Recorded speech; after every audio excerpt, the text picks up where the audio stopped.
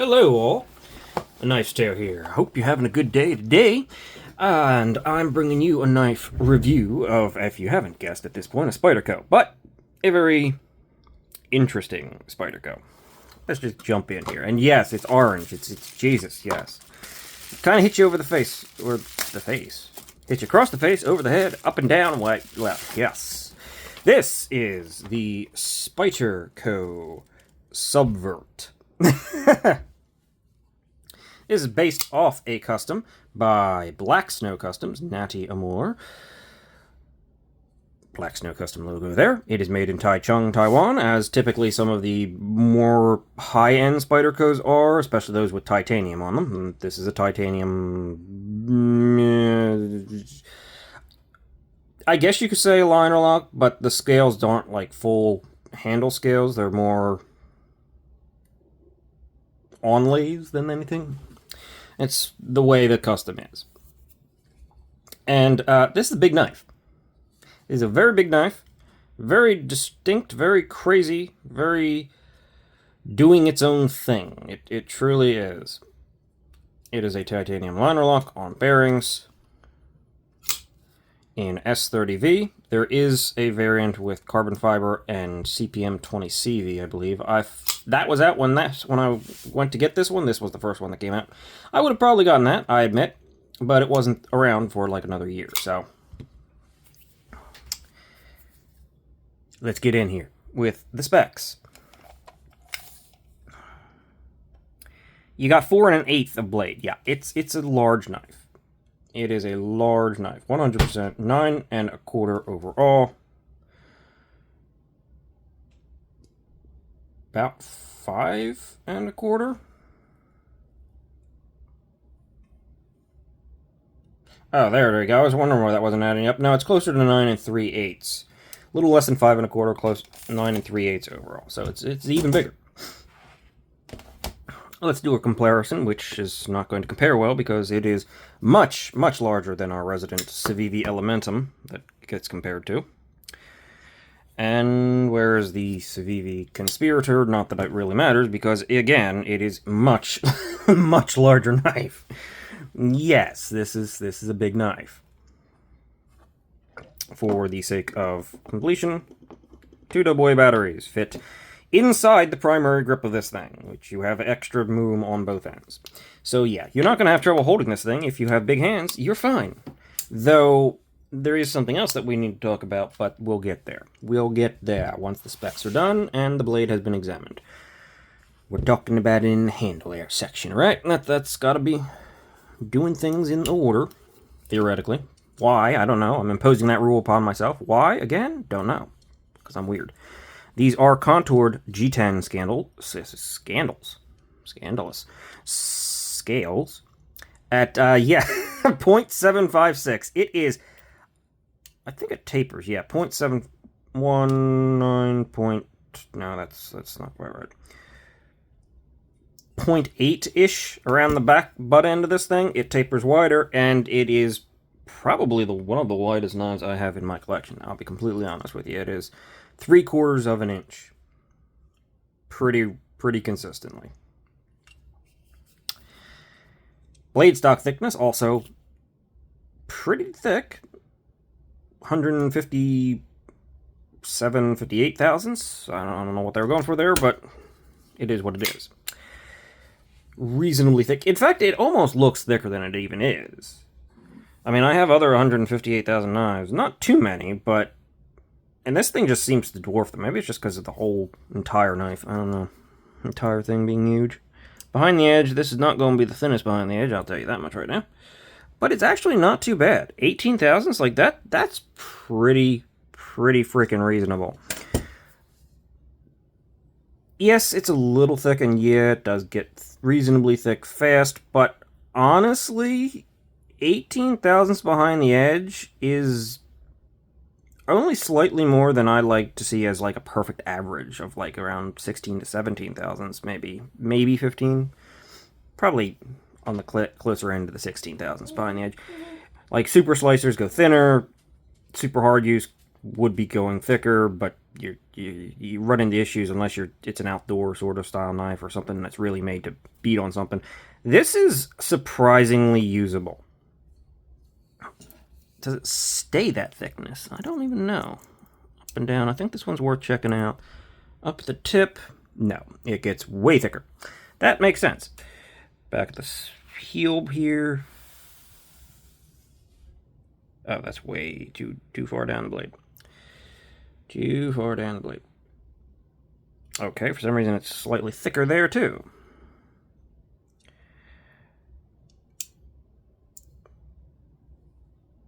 Okay, so it's like 18, 19 thousandths here. But as soon as you get to here, it gets thicker, and as soon as you get back here, it's a little bit thicker. So yeah, this is your, primary use area, so it tapers. It tapers. It's, it's doing its own thing, and it's certainly off to the races doing that. I have no idea what that means, and I just use the common saying that means nothing in the context of what I just said. So, yes.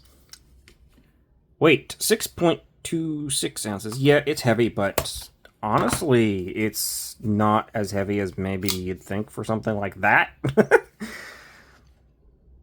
There is a little bit of weight reduction in there, but surprisingly little. I mean, they could have gotten this thing down lighter, and it's really still not too heavy. Where's the balance point on it? Yeah. Balance point is like right in here where your grip is. Honestly, that's actually pretty good. It, of course, doesn't want to sit like that, so kind of have to do it like this and find it right about there. Yeah, okay. Right there. So you're perfectly balanced. For your primary grip, that's a nice touch. Credit where credit is due. And lastly, the hardware check.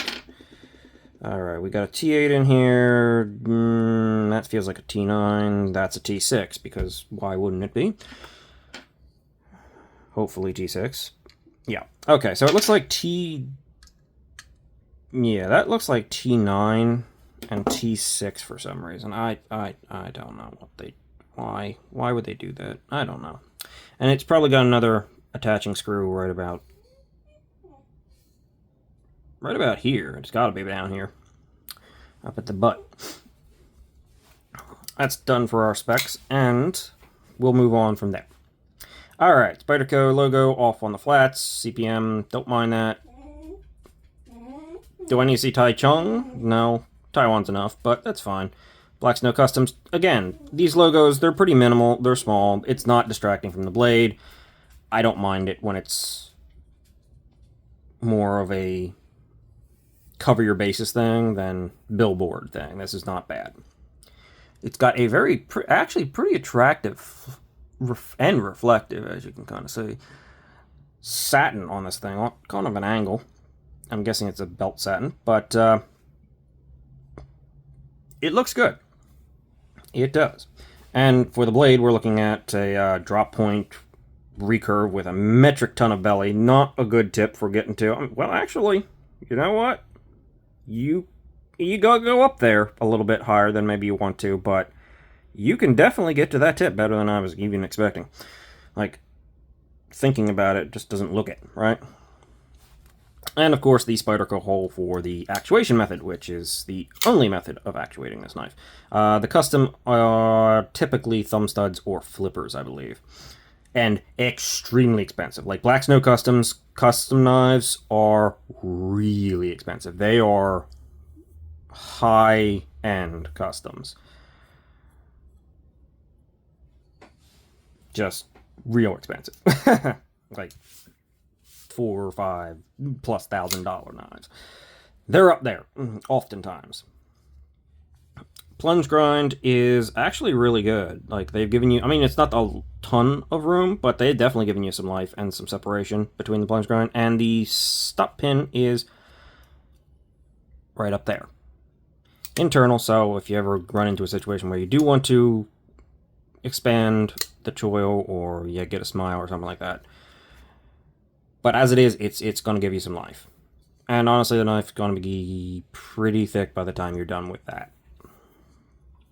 the downside of all thick knives, right? It sounds like a great idea, and it makes a tough knife, and it makes a tough tool, yeah, but when you go to sharpen this thing for even a little bit of time, they get thick so quickly that it really becomes something that almost exclusively gets to do that harder use stuff, right? Because it doesn't do the more well-rounded stuff as well. Shush. Ignore that. Alright, moving on from there. We have, I think this is fully titanium hardware, isn't it?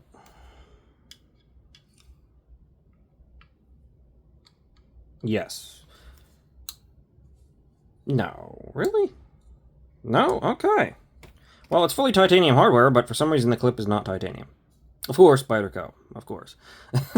Why would it be? Why would you have to slap on one of your ugly, weirdly less than perfectly ergonomic clips onto a onto this knife? Because you do. Because you're Spyderco. We'll get there. G10, nicely textured. In this case, orange. That's the only colorway it came in, though, of course, I did mention the carbon fiber alternate variant, which is not really, like, it's like 20 bucks more, so, yeah, it's totally reasonable to get that one. Contoured, thick, hefty thing. Big, thick titanium slabs of scales. G10 backspacer. It's on bearings, and the action's not bad. I mean, it's a bit tight, especially for, you know, a blade of this size. You kind of expect it to swing down a little bit faster, but as with most Spydercos, it is a bit tight. And that's what I find to be the case with a lot of them. It is centered. There's no play. The lock bar is very interesting in the way it's been done. I mean, this is not necessarily a Spyderco thing. This is a more Black Snow Customs thing. But as I said, the scales protrude here. And you look at it and you think, that's not going to be comfortable. Honestly, it's a lot better than you think it's going to be. It's a lot less uncomfortable or protruding than you really are expecting it to be. It is. Which is nice. And when you go up here, yeah, you can kind of feel this one, but you're kind of in front of it, so it's not that big of a deal. The chamfers to get to the lock bar are on the scale and the liner. For some reason, I don't... No, you know what? I think that probably made it more comfortable. If they probably felt it and were like, nah, I wouldn't be comfortable without that chamfer there. The lock bar axis is not exactly great. It's not extended out, but it's thick, it's wide, so you can come from the side with the chamfers that are provided.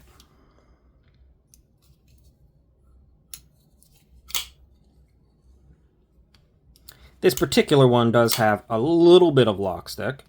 Nothing too bad. It's more of a pop than it is like no, it's just it's a little snap of stick. That seems to be something that the Taichung Taiwan plant has a problem with, particularly on a certain Paisan. But it does look like, is there a lock bar insert in there? No, it's weird. You can see a line right there that looks like a lock bar insert, but I can't see anything screw or anything holding one in. So it's in there somehow, but I cannot tell you how, which is interesting. Very interesting. At least it has a lock bar insert, right? So, the final thing to talk about with this knife is the ergos. The ergos, like most Spydercos, are better in some ways and worse in others that you would expect. It doesn't look too bad, but it also looks a little bit weird. The things that look weird really aren't the problem. My bigger issues with the ergos in general is the Spyderco Spyderco clip, which just, I mean, it's okay if you're in this position. Up here, you're on the clip. And this is typically where I would hold this thing from. I can just barely get around. It's so-so. It's not the most comfortable clip in the world. It just isn't. And this one is really quite heavy on the... I still have the plastic thing under there. Let's get that out of there. Now I remember why the plastic thing is under there. It was a pain in the butt. Because the clip was so darn tight that it just never moved. There we go. The clip is really tight. It's quite strong. It's tight enough that it actually makes it a little bit harder to get in and out of the pocket. Well, it was tight enough that it kept this thing there, under it, despite the going in and out of the pocket occasionally. So yeah, that should tell you what you need to know there. The clip is just, it's functional, kind of. It's not great. You definitely do feel the edges a little bit. I just find it hard to believe that just thinning this out back, instead of having it taper quite the way it does, or have it taper but the whole thing be just a tiny bit thinner,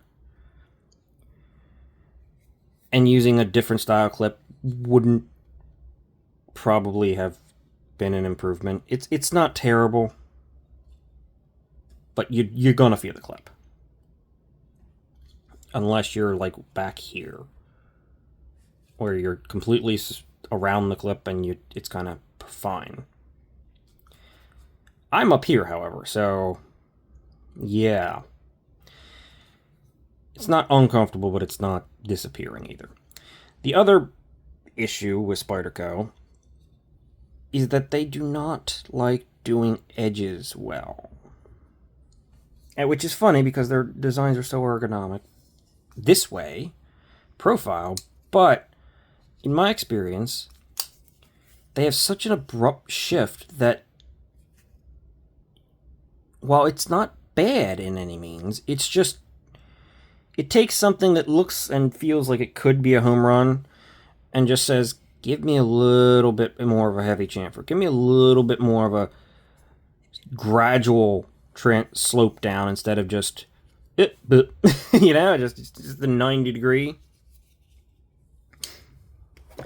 They like 90 degrees on their edges, and it just could be a little bit better. In fact, here, same designer, Black Snow Customs. This is a Riot made knife. And look, this one, hard, but it's got a chamfer right going along. I hope you can see that. I hope that's coming across. It's white, the camera, and not going to pick that up. But there's a chamfer right there, right along there. Right along the edge. You can see it on the... And even though even this could be softer and more rounded and more gradually sloping, but it just softens it a little bit. It gives you a bit better of a transition.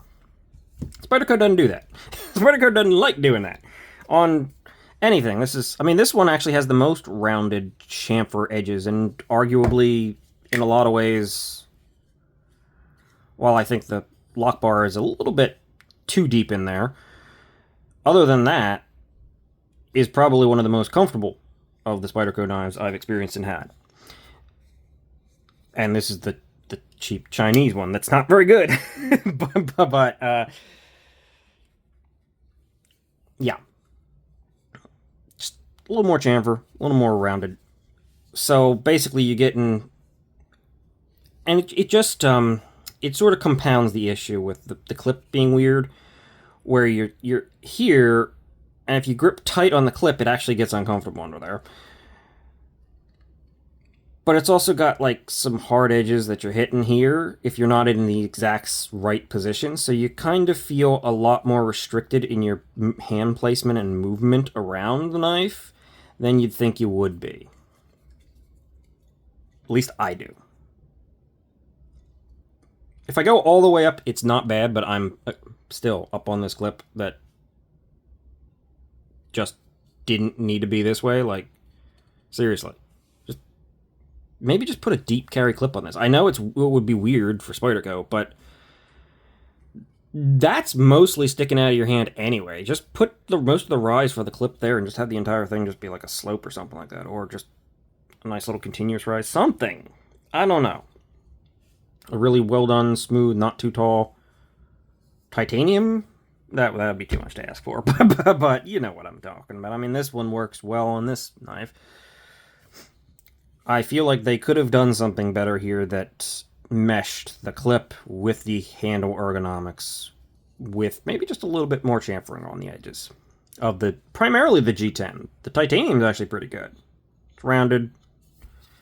Your hand comes into contact with it surprisingly little. It's mostly just this edge right here and awkwardness with the clip depending on how you're like. This is orient out a little bit, and this is kind of just straight uncomfortable. So the ergos are weird. Despite that, I still kind of love the knife. I definitely want to get a different clip. I definitely want to get a different clip. Maybe the carbon fiber one's got better edges slightly, but I definitely want to get a replacement clip for this thing and see how much it improves it. In fact, let's you know what? This is running on for a long time, but I don't expect anybody to stick around unless they're really interested here. But I'm going to do this for the sake of my own curiosity, right? Also to note, this is not a reversible clip, which is kind of unusual for Spyderco. I mean, a lot of Spydercos have like 4-position clips. This one is not reversible in the slightest. So just take that into consideration. If you're a left-handed person, this knife is not going to be particularly friendly. But what the heck is holding this clip down? Oh, like 3-foot screws. Okay.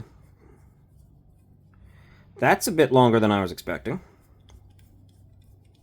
Well, you see, if you stuck around, you're already finding things interesting, right? Because who was expecting that screw to come out of there? I sure as heck wasn't. Oh, this one's tiny. Why are they different lengths?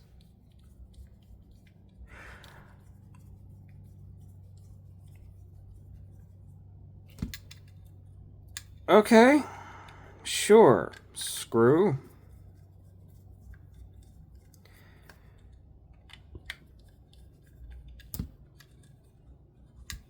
Or this one's just stripped and won't come out any further.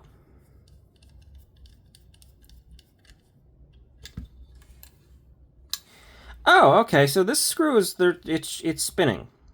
This screw spins from this position, but doesn't actually come out further. So there's actually an issue with this knife. I can't remove this clip. Not that the clip's meant to technically be removed, but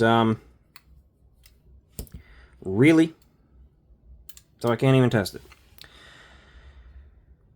Well, oh wait, no, it gave way. And it pulled out despite not coming out very far. And they are all the same length. Yay! Yeah, you see, that is infinitely better. Just infinitely better. Even the edges, the way it's done. You can feel the idea of the design without this clip. It's infinitely better.